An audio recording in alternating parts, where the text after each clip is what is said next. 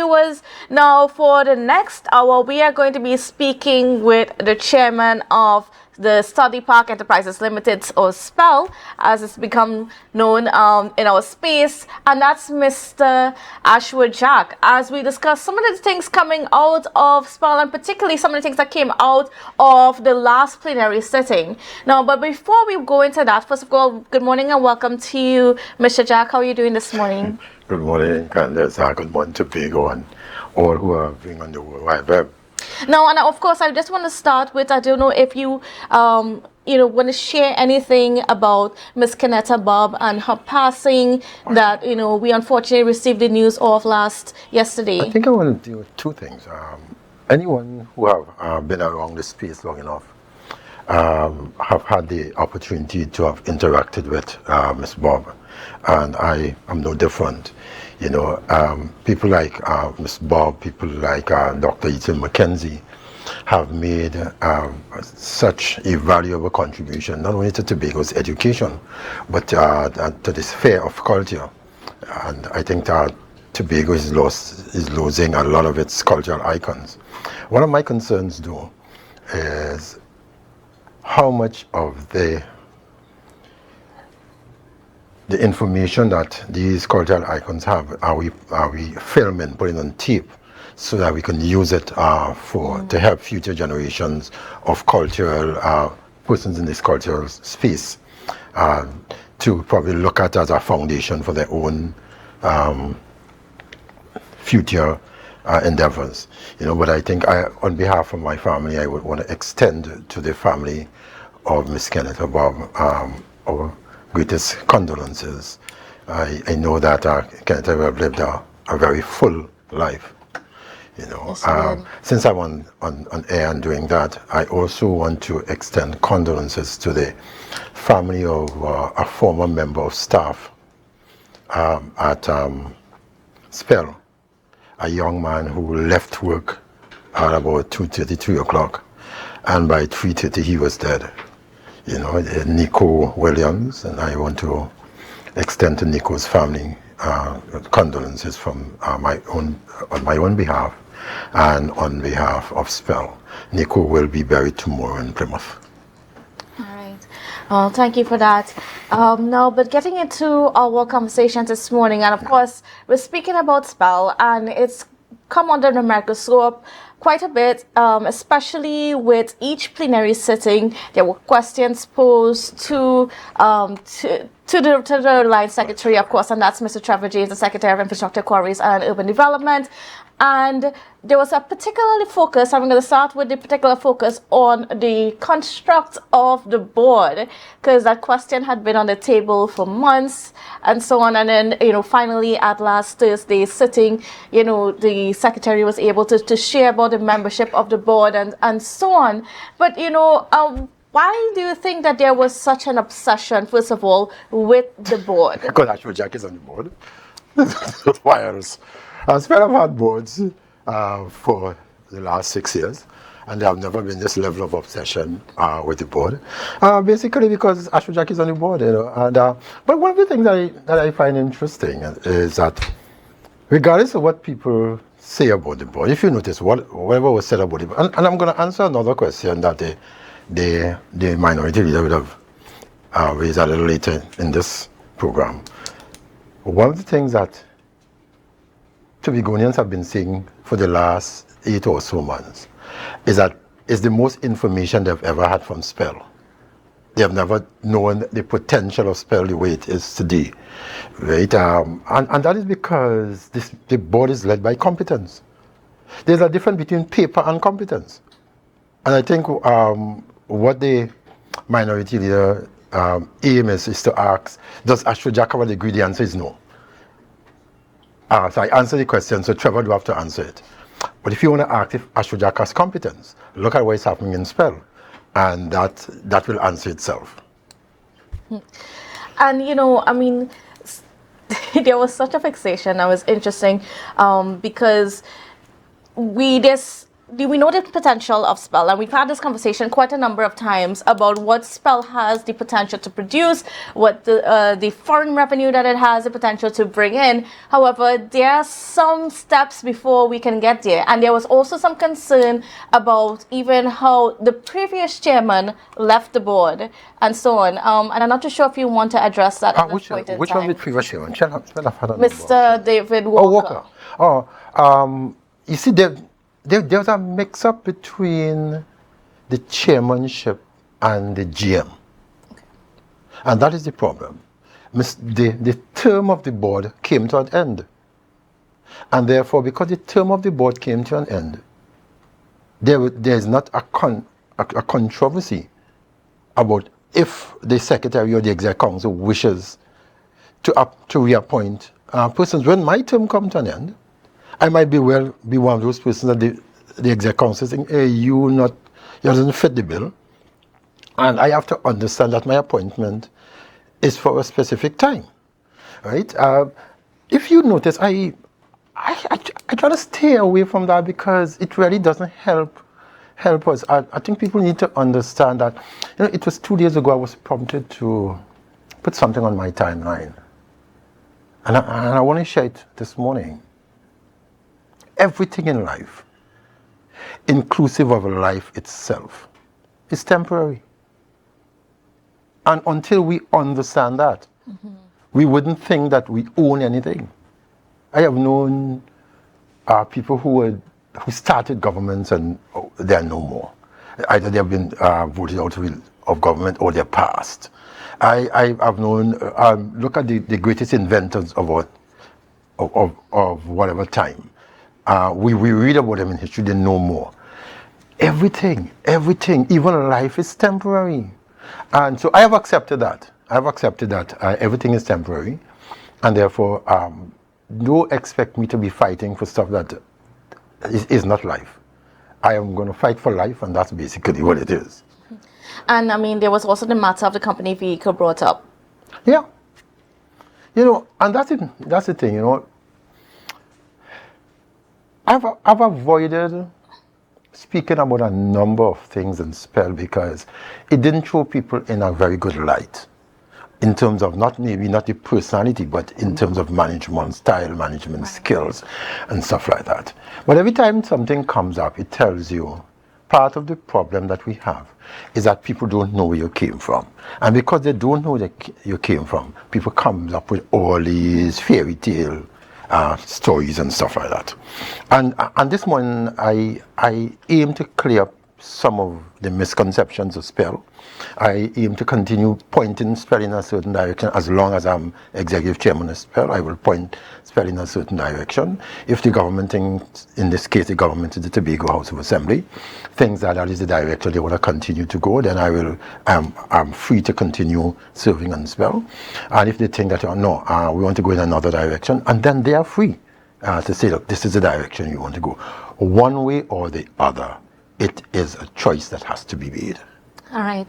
Now let's talk about where SPEL is right now. Now, if I recall, one of the last conversations that you had, and that's part of the problem. Yeah. I'm sorry to cut you, but I want to do this. Part of the problem why people think SPEL was easy to deal with is that we didn't deal with where SPEL came from, and so I want to take a little time deal with some of the issues of SPEL in the last couple of years, and then I want to deal with where we are and the projections for the future. Right? SPEL consists of a number of different sections that I would have mentioned. We have the concrete batching plant. We have the asphalt batching plant. We have the plants that does the crushing of the material. And we have the lab. We also have the jetty. Right? And that's at Study Park. And all part of jetty, of Study Park. And all of them has potential to be revenue earners. And the question that we must ask ourselves are, 1, have Study Park been making money? 2, why it have not been making money? 3, which one of these 4 things that I've just identified have been self-sustaining? And which ones were, and if anywhere, what lessons that we learned from them? And if not, why weren't any of these profitable or self-sustaining? And I want to kind of just touch that a bit. And I want to start with the jetty. Anybody who understands how a jetty operates will know that a jetty has the potential to be a revenue earner.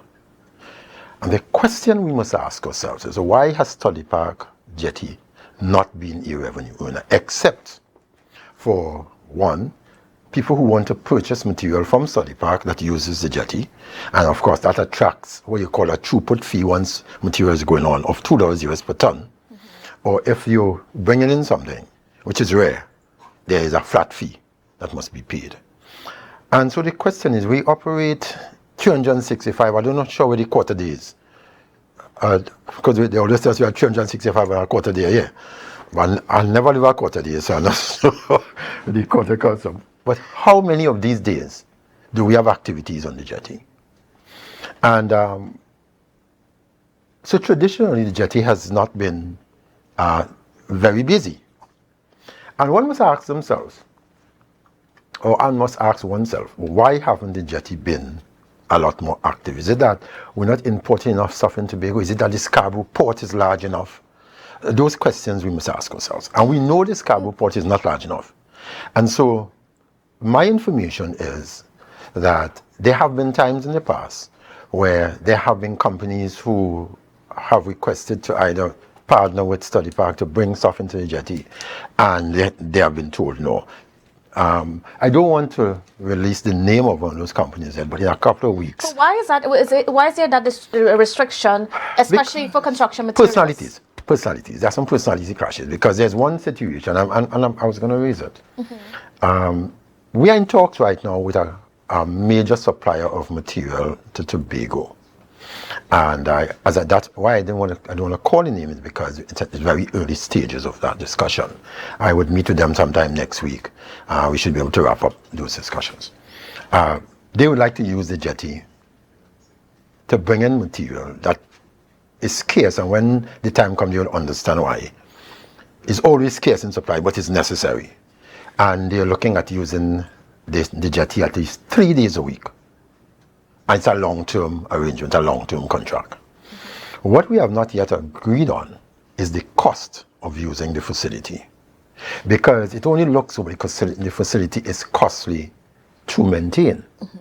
But good business practice will also tell us that if the facility have not been used, it will also deteriorate. So we need to strike a mean between, yes, saying the going price is this, and saying, okay, we can compromise to ensure that the jetty is always in use and we can make some money from it, of course. I just want to clarify something. So is Study Park fully in charge of how the jetty operates? Yes, and so on? But you're saying also that you need to talk to other companies? No, I'm trying to understand. Other companies want to use the jetty. Okay. They want to bring in material. And that is where the discussion is taking place. For them to have the use of the material, the cost of for using the jetty, and of course what other pieces of equipment we will need in order to facilitate the use of the jetty by that company or companies. So basically the Study Park Enterprises Limited is open to using the jetty as free as companies see fit? Yes, of course. And of course I just want to throw this in. That jetty was constructed in 1999-2000. By Mr. Hochai Charles. By Mr. Charles. Mr. Charles, the Chief Secretary, I was in charge of works, and we constructed that jetty. And it used to be used to export material to Guyana, Suriname, since back then. And that was so, the jetty was constructed because those trucks used to come into Scarborough, where the fish port is now, and the barges used to come in that area and load. And we found it was creating a problem for the traffic, because when a truck driver is running by loads, paid by loads, you understand his haste to get in and out, or whether the quarry back to the port and stuff like that. And we saw it as creating a dangerous situation for the other users of the road. So we took a decision to construct a jetty in that Barbados Bay area, which is now called Study Park Jetty. All right. And now, so what else is happening in terms of the production side of things Right. at Study So Park? what I'm doing, I'm going on facility by facility. So the jetty is going to, as I said, once everything works out, we should be able to make the jetty profitable starting in the next couple of weeks. Okay? Because, as I said, And how much profit are we talking? company, we are in negotiation in terms of cost. Okay. The company wants to use the jetty at least 3 times a week, which puts us in a very good place. I am told that that company had approached a previous administration, they turned them down. They also went to build a warehouse in Study Park to store that material. And there was some discussion, the board would have agreed, and then one person said no, because that person had a grievance with the company. So that is how we ran Tobago, on personalities. And so Tobago, Study Park, and by extension Tobago, lost a lot of revenue because one person had a grievance with that company, and so they decided no, we're not allowing you the use All right. of it. That is no more. Then we can come to the concrete batching plant. Yes. And the concrete batching plant, anywhere in the world, once properly run concrete batching plants make money.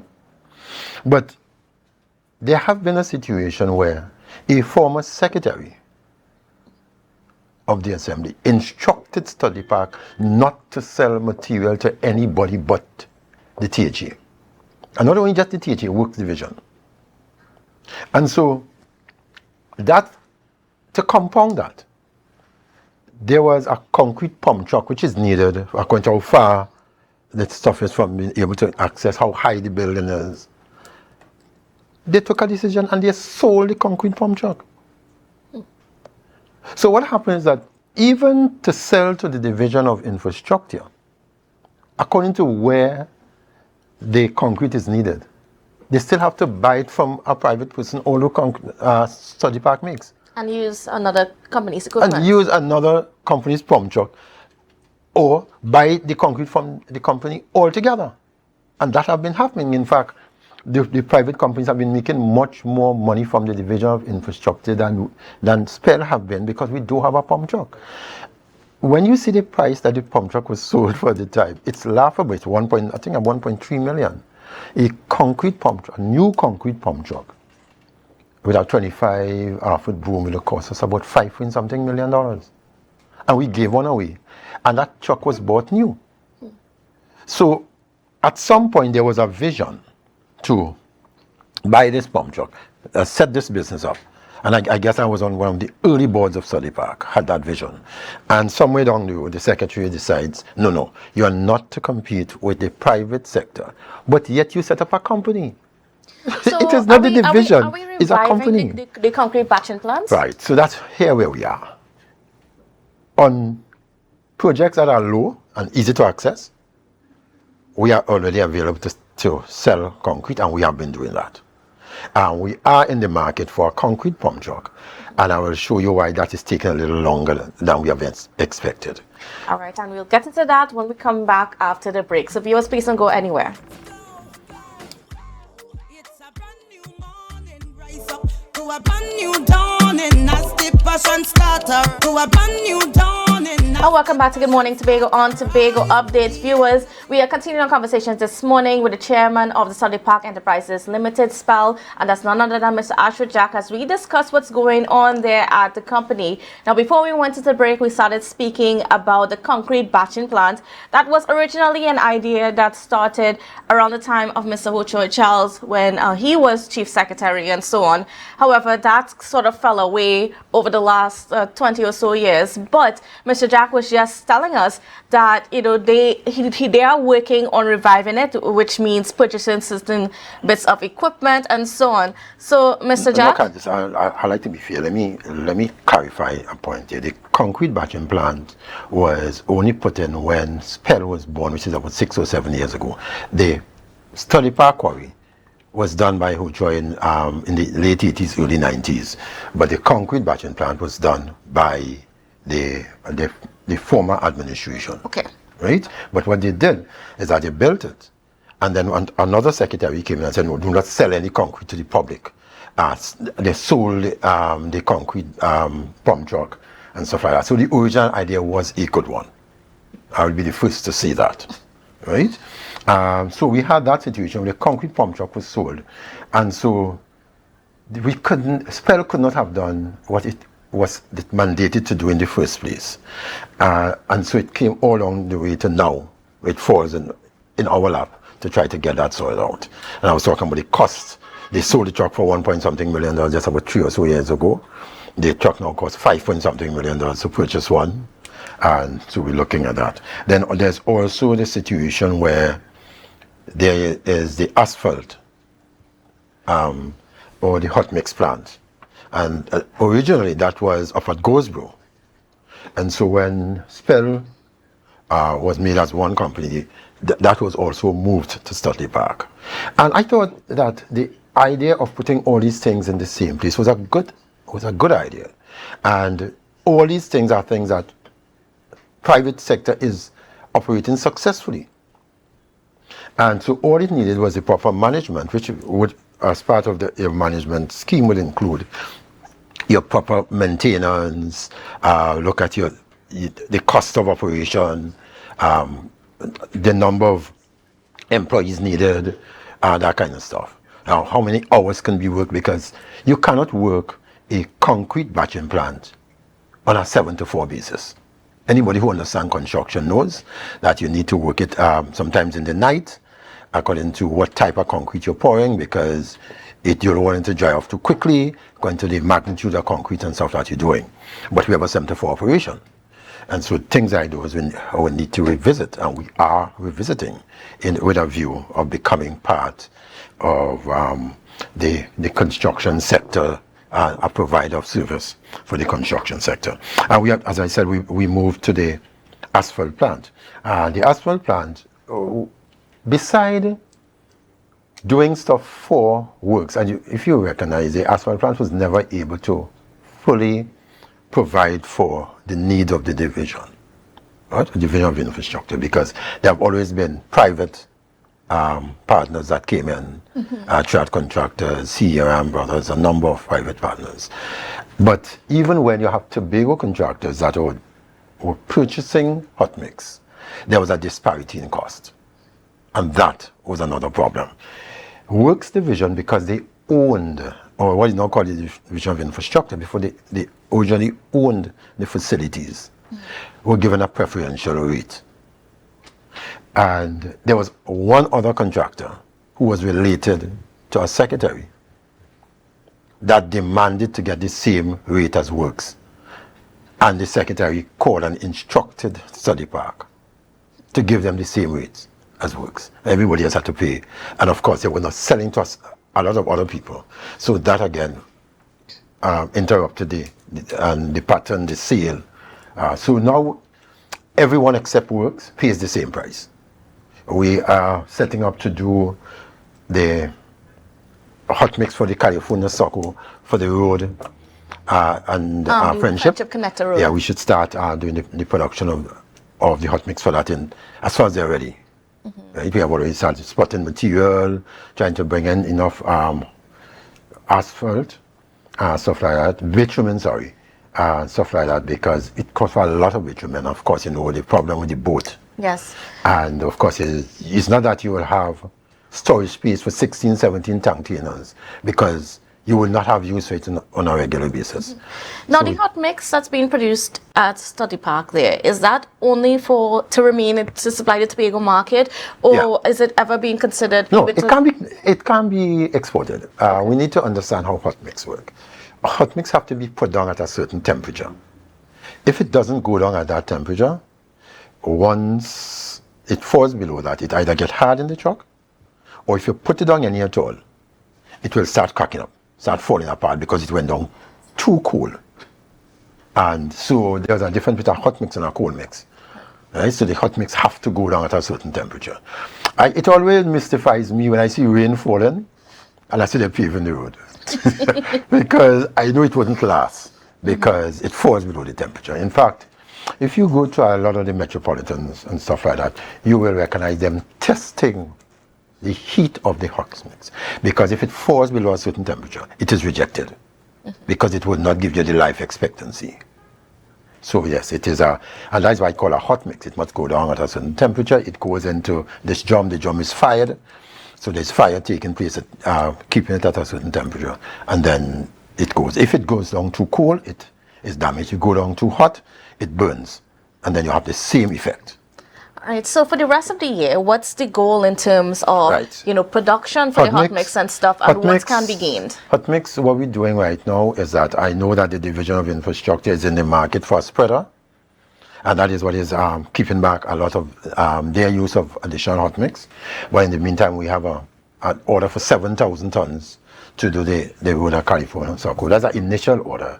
The truth is, we are hoping that the order goes up, but that will be a substantial sale, and we are hoping that Works get its spreader, and so a lot of the roads that now are in dire need of repair, once the spreader is had, they can start to repair some of those roads, because we will be in a position to provide the necessary hot mix.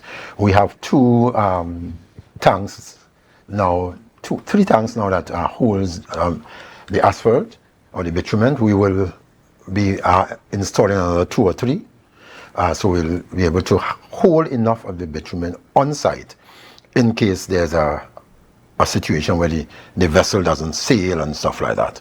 And of course, you notice what's happening now. There seems to be now a Caribbean wide. Oh, I have that question in mind to see how we can. Tobago is going to suffer when that boat goes off to the rest of the Caribbean, and so we have to look in mind, take that on board, and do the preparation. All these things cost money.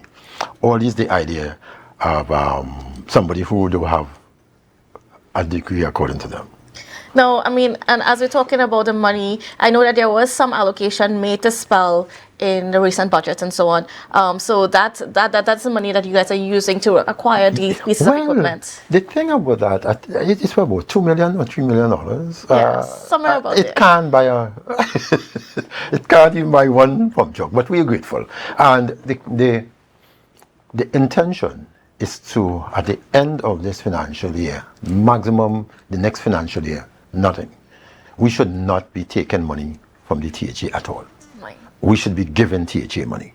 And that is what we are aiming to do now, because of the potential of the company to make money. And that's why we're focusing on going back out to the sale use of the jetty for economic purposes and stuff like that. Because you can't have this great potential and then still go cap in hand every year begging, taking money from agriculture and all the others that need this money to build them up in order that they too can become financially viable in some areas. And of course, places like education and stuff where it's a social service, they will need the money more than SPEL that could make money. Certainly. And now let's turn now to the crushing plants and so on that are there. I know there was some equipment that was replaced and so on. Repaired. And repaired, yes, repaired. We are in the process of replacing. We need to replace at least the Nordberg. The Nordberg is a 54-year-old plant and poorly maintained for most of the 34 years. And so what is happening is that you will spend inordinately large sums of money on the Nordberg today. You said, okay, we could run for another 2 weeks, and boom, the next day, something else goes. The dryer drum goes. A conveyor is bad. And so what we took the last couple of, my board took the last couple of months and looked at the Nordberg, and we are saying, listen, this thing is problematic. As much as we want to run the plant as much as we could, but it is costing too much. We are now looking at the figures, and we are coming to conclude that it will be cheaper for us to purchase a plant and use the money that we're using to maintain the Nordberg to pay the installments on the plant than to continue running the plant.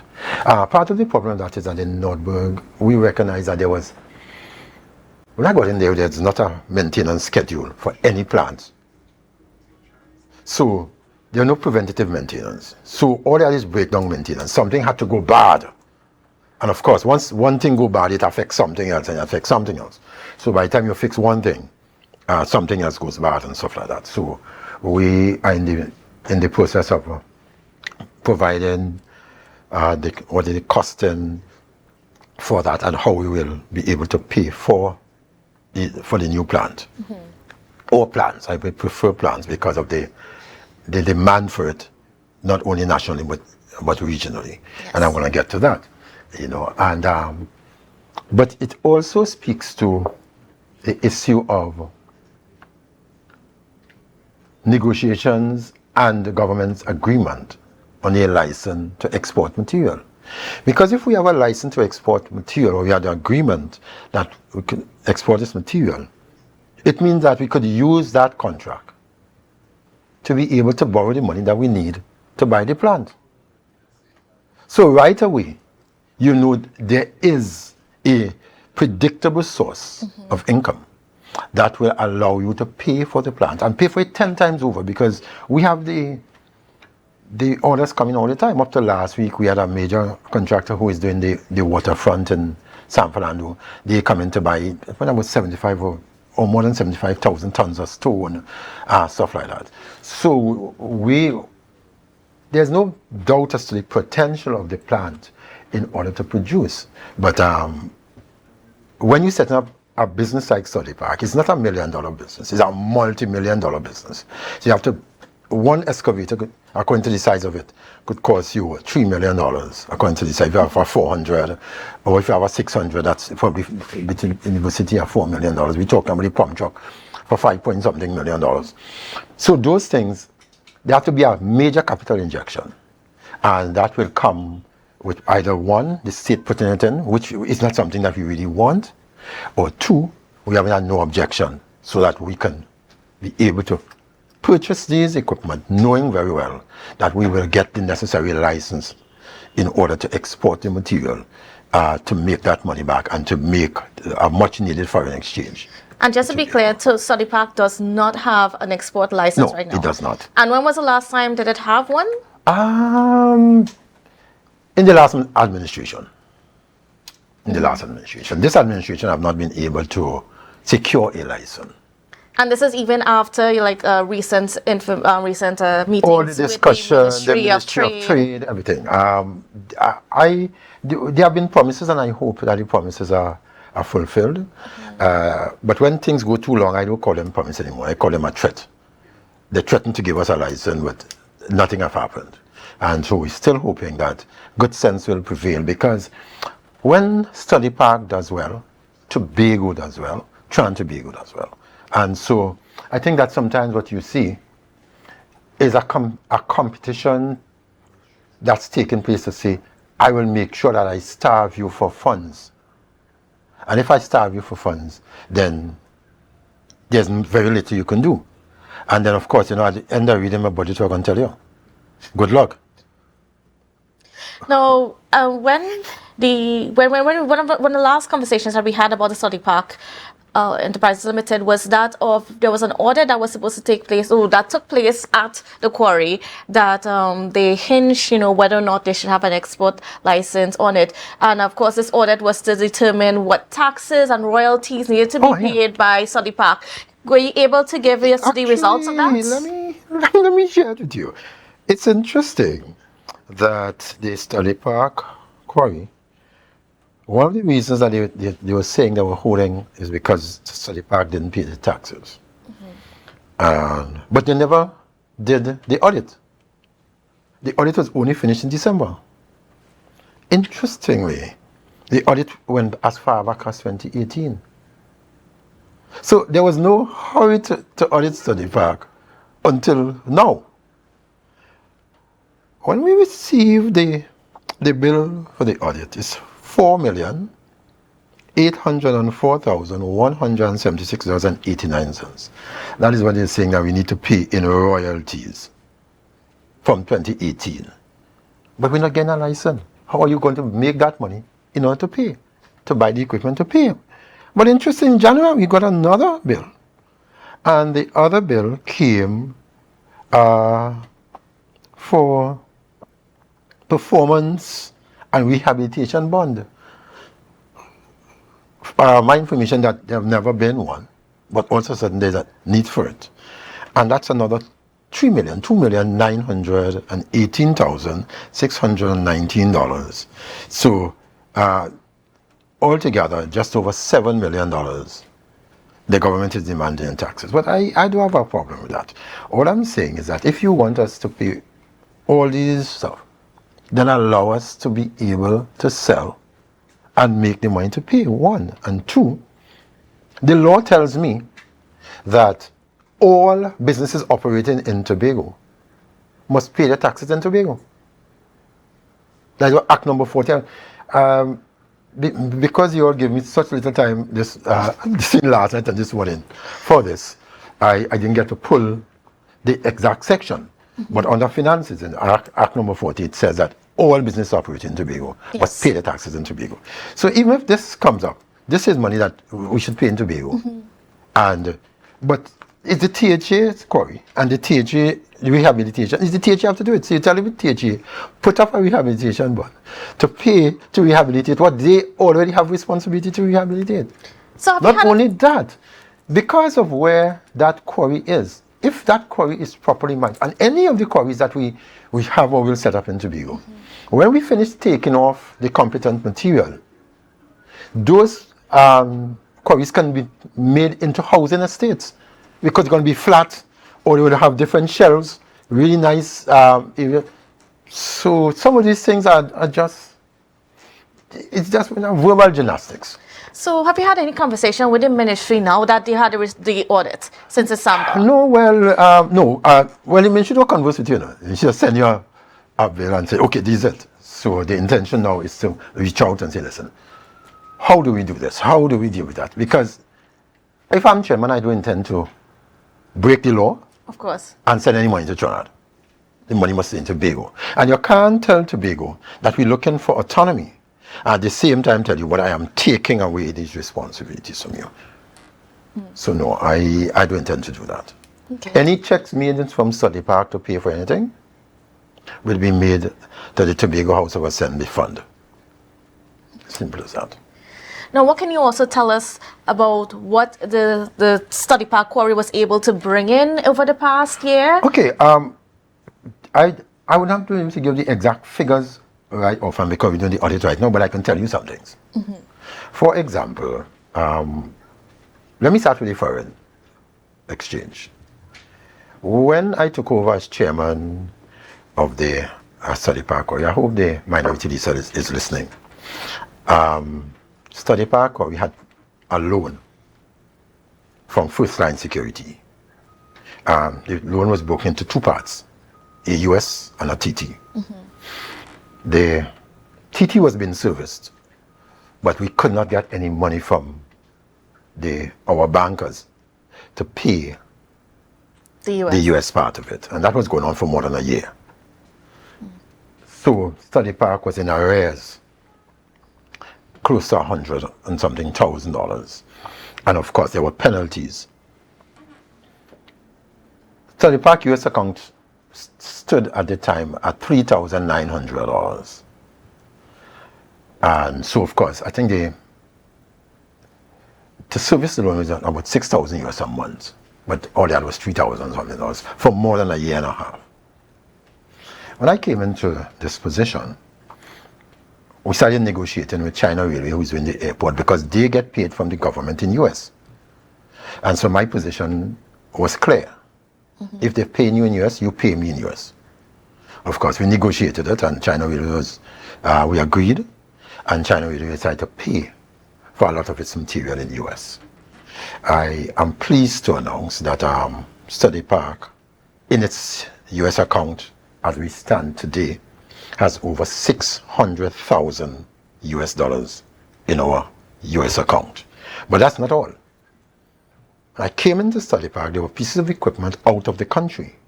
There was a drifter in Miami that was sitting in Miami for nearly a year. They couldn't pay for it because they had no US. The original cost was $28,000 to repair it. Right? in order to repair that drifter with all the other penalties and stuff like that, it cost us 38,000, sorry, not 28, 38,000. We now had to pay 61,000 US dollars because they charge us rent for keeping it there and all that. That was paid. The loan is paid off. Both parts of the loan is totally paid off. The amount that we paid off for the loan was 150 or 151,000 US for the principal and interest, and between 28 and 29,000 dollars in penalties. So we paid just about 178, between us 170 and 180,000 dollars US. And even after paying all those, we still have in our account and buying other stuff that we needed, because one of the things that we had was a problem in getting US to buy some of the stuff. So we are paying more for it in Trinidad. So we are now purchasing some stuff for ourselves. And with all that being said, and all those activities taking place, we have still been able to have a saving in our account in terms of our UAT account in the vicinity of 620, it was 630 something, and we paid for something a couple of days ago. So it's about 631,000 US. So in other words, Sunday Park is standing in a good position at this point in Sunday time. Park is better than it was. We have a whole long way to go. Study Park, once all the other stuff are in place, Study Park can move mountains. Tobago will benefit immensely. As I said to you a while ago, we have orders for armored rock out of Trinidad, which we are supplying. When I came the last time, I also spoke about NITCO, and we had a lot of material for NITCO. I am pleased to announce that any material we have for NITCO is because NITCO haven't come to collect it. All right, and we'll get more into that when we come back after this very quick break. So please don't go anywhere. Let's go. It's a brand new morning. Welcome back to Good Morning Tobago on Tobago Updates. Viewers, we are continuing our conversations this morning with the chairman of the Study Park Enterprises Limited, SPEL, as we discussed, just what's been going on. Now, of course, just before we went to the break, Mr. Jack explained that, Study Park is actually in a better position, having paid off a bunch of its loans and having to have a substantial amount in its US dollar account, a total of $600,000. Yeah, just about 600. Just about 600,000 US dollars 650 specifically. about. Yes. So now moving on to the projections for this year, we have some concerns coming up, particularly that of the EME, in terms of how does a study park operate? Okay, that's an interesting question, because I think that we are having more scrutiny from the EME based on my conversation with the persons who are responsible for it on the plant than we have ever had. Right? We also, one of the things that we need to do is an air quality test. There was a company who charged us about 100 and something thousand dollars to do the air quality test.